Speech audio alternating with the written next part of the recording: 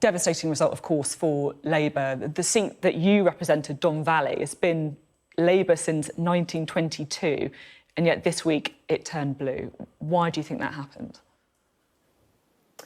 Well, Sophie, it was because we were fighting on two very difficult fronts. One was about Jeremy Corbyn and the politics that he's espoused since he became leader. Nearly on every doorstep, Jeremy Corbyn came up as a negative. People didn't trust him, they didn't believe him. People from armed forces families with connections were worried about him, and that undoubtedly was an issue. They didn't see him as Prime Minister. So I would have people saying to me, Sophie, can you promise me that if I vote for you, he won't be Prime Minister? That's a ridiculous situation for a Labour candidate to find themselves in. But we were also fighting on another front, and that was Brexit, because alongside Jeremy Corbyn, Brexit came up time and time again too. And the antagonism towards the Labour Party, and particularly the Parliamentary Labour Party as well, and seeing us as frustrating Brexit, becoming an overtly Remain party, literally was so negative, met with such hostility that it was really hard to fight on those two fronts. And I know people are saying that, oh, the polls are showing it was Jeremy. It was Jeremy, you know, absolutely. But not just Jeremy, the politics behind it as well. But it was also in our Leave voting seats, our Labour Leave voting seats, that Brexit was instrumental in losing Don Valley and elsewhere. And you only have to look at that. And anyone who says it wasn't, well, they're in denial. And we'll move on to Jeremy Corbyn in a minute, but I just want to focus on some of the things you're saying about Brexit and those Leave areas, because, of course, it wasn't just Don Valley. Great Grimsby, Labour since 1945, went Conservative. Wakefield, Labour since 1932. Blythe Valley, which has never been anything other than Labour.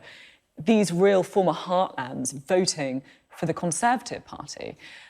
Do you feel that some of your colleagues really understand the concerns of some of those former Labour voters in your areas? Or do you think that perhaps there's almost the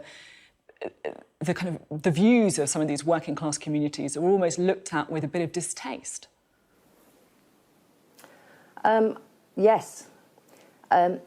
We didn't heed the warning signs in 2017 when we lost places like Mansfield, who's the majority for the Tory candidate there has increased enormously. We ignored it, but we also ignored it back in 2010 and 2015. This has been brewing for some time, and I think in many respects our party, the balance in terms of the voices that are heard has gone too much towards the metropolitan cities and university towns and away from these core areas, and it breaks my heart you seem to quite see emotional. what's happened. You seem quite emotional. I am emotional about it. I'm emotional. I'm trying to stem my anger, Sophie, in all of this. But I am emotional because I do believe that in the pursuit of Remain, a number of people who have been ardent Remainers in our party, on our front bench, people like Keir Starmer, people like Emily Thornberry, but many others, Hilary Benn, Yvette Cooper, they have contributed to sacrificing 59 seats. I think I said 40 we would lose if we pursued this strategy. 59 seats. But don't worry, we've got Putney and we've got Canterbury. With all due respect to the Labour MPs for those constituencies, I don't believe that was worth it. You name-check Sir Keir Starmer and Emily Thornberry there, two people who are expected to run for the leadership of the party. What do you think would happen if either of those two people or similar Remain-supporting people from metropolitan seats, if someone of that background became the next leader of the Labour Party? I don't believe anybody who have been the architects of our European policy in the last few years, I think is credible to be leader. I don't think they can win back these seats. And we may not, I'm afraid to say, you know, we shouldn't take it for granted that a change of leader is going to win us in 5 years' time, if that's when the election is called. But I don't believe there's any credibility for these people. You know, Keir Starmer led us to a policy that did not listen to Labour Leave voices who urged caution.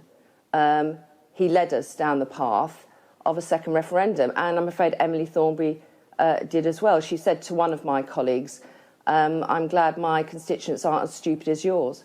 I'm sorry, it's not acceptable. And therefore, we're going to have to really look at what might make a candidate for leader who can at least steer us to a better place over the next few years. But we shouldn't for 1 minute think that a change of leader is going to create an election victory for us. It's about Brexit, but it is wider than that. The policy platform that we had was offering everything to everybody, and whilst many of those policies were popular, there was an underlying scepticism amongst my voters about whether actually Labour could deliver, and I think that was felt through other parts of the country as well. But this is a terrible time for the Labour Party and for the Labour movement. We're in a period of reflection for the Labour Party that Jeremy Corbyn says he wants to lead the party through before having that leadership race. He's written today in the Sunday Mirror and also in the Observer saying that on austerity and inequality we won the arguments. He blamed Brexit, he blamed the media coverage and also falsehoods from the Conservative Party for the pretty devastating defeat. Do you think that he's taking enough personal responsibility? No, no. Look, I've said a number of times now, and I feel like, you know, sort of an ancient in all of this. I've been in the Labour Party 40 years. Running out the crack record that we just blame the media for everything is pointless. It's absolutely pointless. Labour wins elections when the public have a leader they can trust and believe in, and a vision that they're willing to buy into. And on both counts, that clearly wasn't the case. And part of our problem is that in 2017, Corbyn and those who were surrounding him were so off the planet in terms of thinking that we'd won that election. And obviously we didn't, because he wasn't Prime Minister. But they refused to look at the underlying problems that were out there. I mean, interestingly, Sophie, I've thought about this quite a lot over the last couple of days.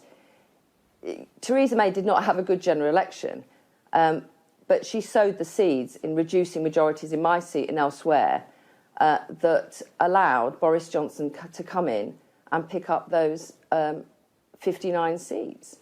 And in many respects, the election we've just had is probably the election that Theresa May probably wanted back in 2017.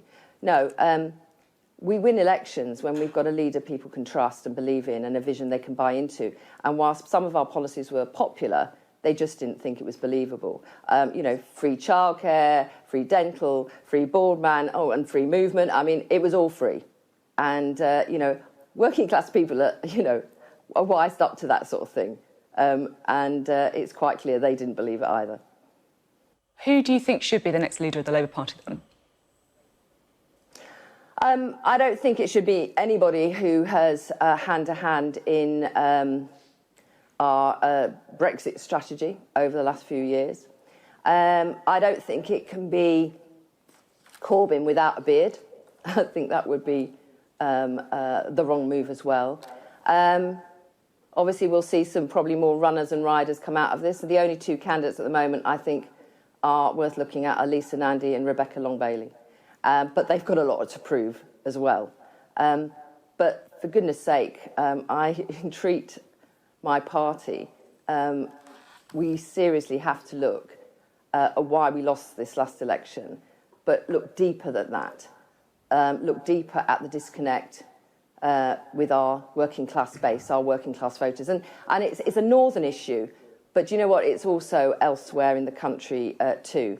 40% of Londoners voted Leave in 2016. I imagine that a substantial proportion of them were working class families who also didn't buy into the European project in a very similar ways to the families in Don Valley and elsewhere.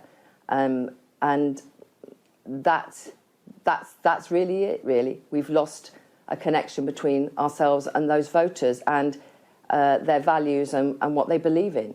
And Labour's got to start building a better relationship, otherwise it will never win. OK, Caroline Flint, thank you very much for being on the show today. Caroline Flint there, MP for Don Valley for 22 years before losing her seat at that last election.